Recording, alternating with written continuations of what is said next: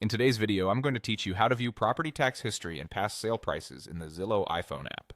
If you're researching a home or comparing neighborhoods, Zillow makes it simple to see how a property's taxes and sale prices have changed over time.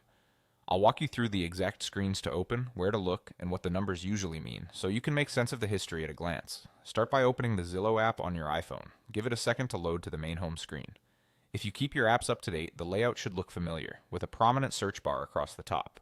In that search bar, enter what you know about the place you're interested in.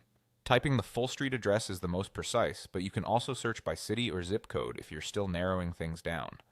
As you type, suggestions will appear under the bar. Pick the option that exactly matches the address you want, or continue to the full list of results. From the results, tap the specific property listing you want to investigate.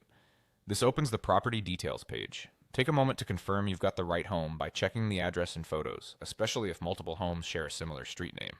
Now scroll down the property details page until you find the section labeled Price and Tax History.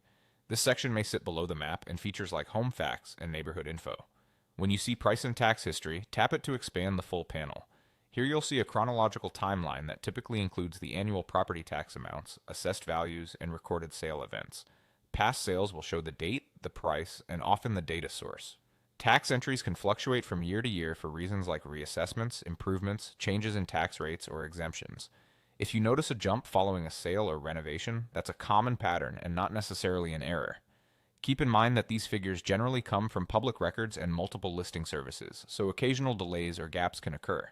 If something looks off, it may simply be that the latest records haven't posted yet. And that's it.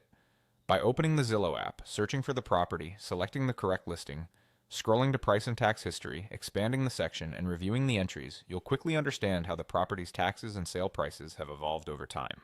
Use this context to gauge long-term trends, budget more accurately, and set expectations before you move forward with deeper research.